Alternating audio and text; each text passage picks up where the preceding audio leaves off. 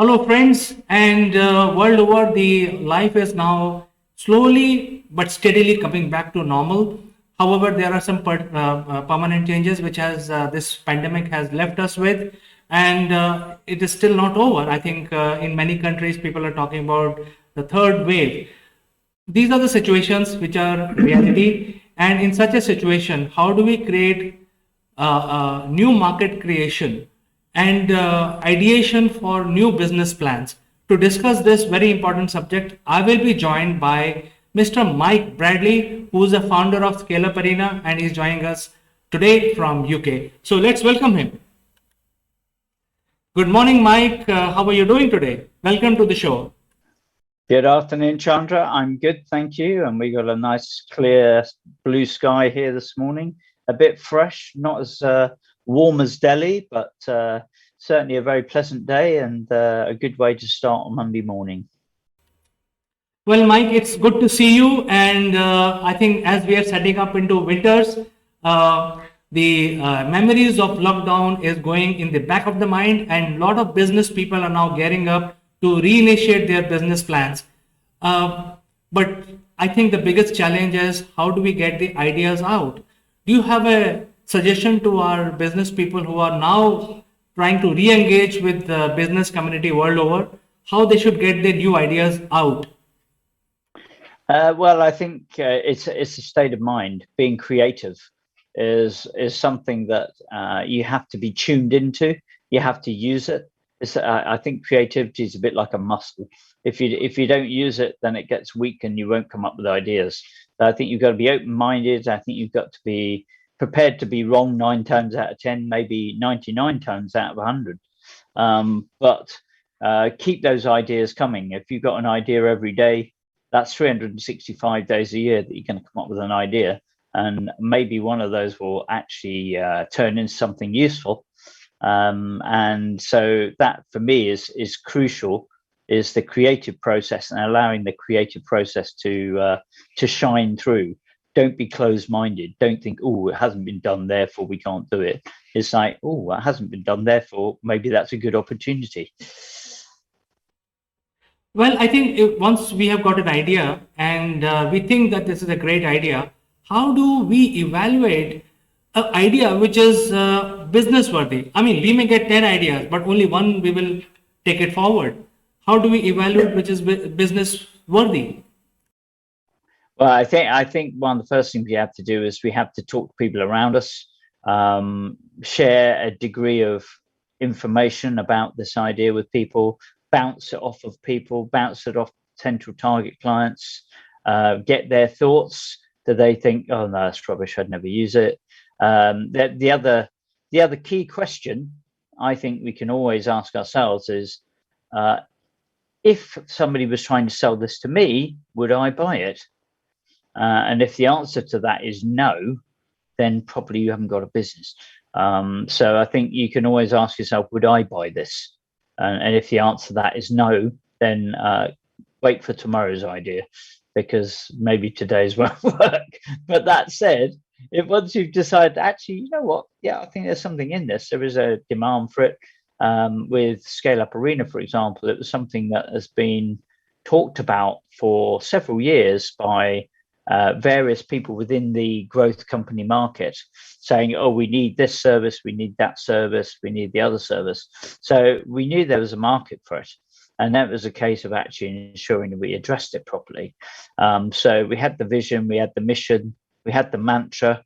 There was a degree of information in the market which said, yes, this is what's required to help companies grow.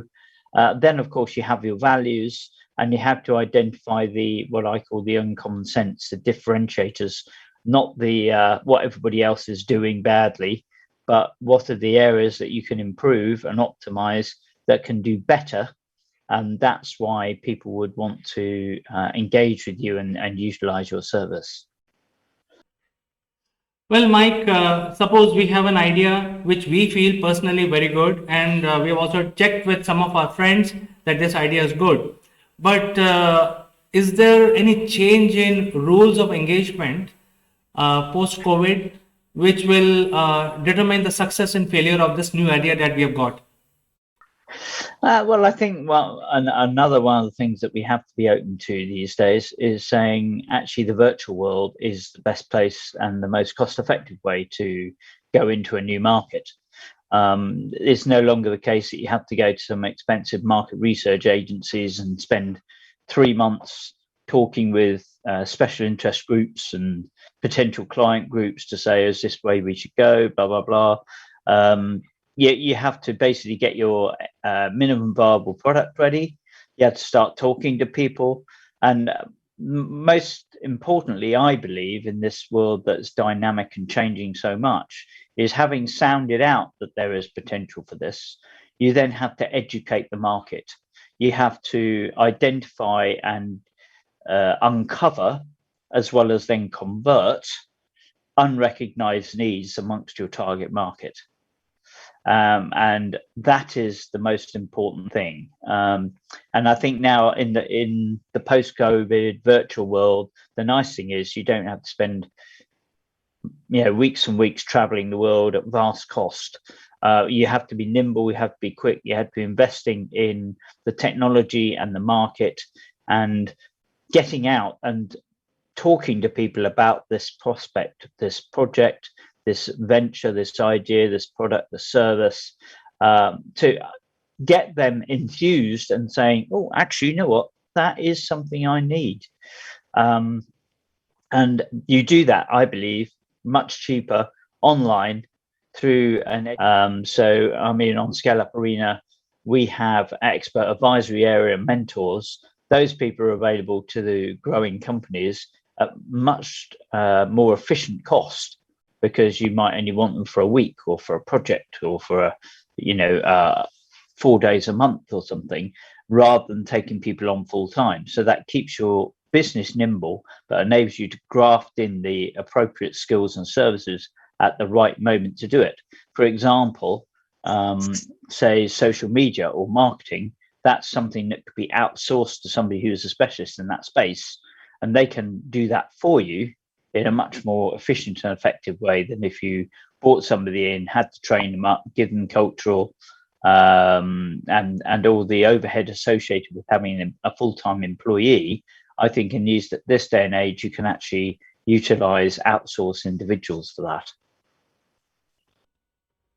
So I think there is still scope for outsourcing, and the businesses will have opportunity to think about to offer outsourcing services as long as they are, more conducive for online platform, and also look at the opportunities which can be outsourced, which are in demand. So it's not only the business who want to outsource their services, but also leverage the other people who are outsourcing in the market. So I think the whole thing is changing, Mike. Any last words in terms of market creation in the new world? Yeah, well, I think once you've started to educate the market and in effect you've started pitching to a few prospects and turning some sales in, what you then need to do is create some user examples, get case studies, get quotes, start promoting those success stories out, make sure that people are hearing about you. And this is where I think there is investment needs to be made, is in PR and promotion, to ensure that people hear about you, hear the right things about you, know what you can do. And at that point, I think is also a good point to start thinking about an indirect go-to-market, route-to-market strategy with partners, agents, resellers, joint venture partners, to maybe reach out to new sectors, new geographies.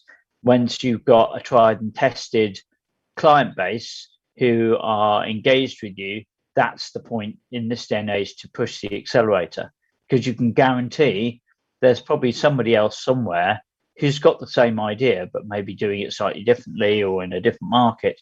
So you have to really optimize the route to market as fast as you can. And the way to do that efficiently is through indirect marketing strategies. Rather than having end user salespeople all the time, you actually probably need to have a mix of end user sales for yourself, but also indirect partners who take that to market in different geographies, such as India, for example, where Scale Up Arena has great potential, can help Indian companies to get into other markets and other companies to get into India. So, we need to have access to the India market through a partner. It's pointless us creating our own infrastructure over there. What we need is to be efficient and effective and fast to optimize that opportunity. And then, of course, the other option, once you've got a fair track record, is potentially to have an acquisition. Maybe it's to supplement your tech, maybe it's to supplement your customer base, to take out a competitor perhaps, or maybe it's to enter a new geography. I think you summarized pretty well, Mike. And in fact, you are the founder and chief executive of Scale Up Arena, which exactly do this, bringing the SMEs and startups and different variety of businesses together so that they can leverage each other. So I think we will talk about that in the next episode in detail so that the information can be provided. But it was a pleasure talking to you today. And we look forward to meeting you and talking about Scale Up Arena in much more detail next week, same time, Mike. Sounds good. Thanks a lot, Chandra. Have a great week. Thank you, Mike, and bye-bye.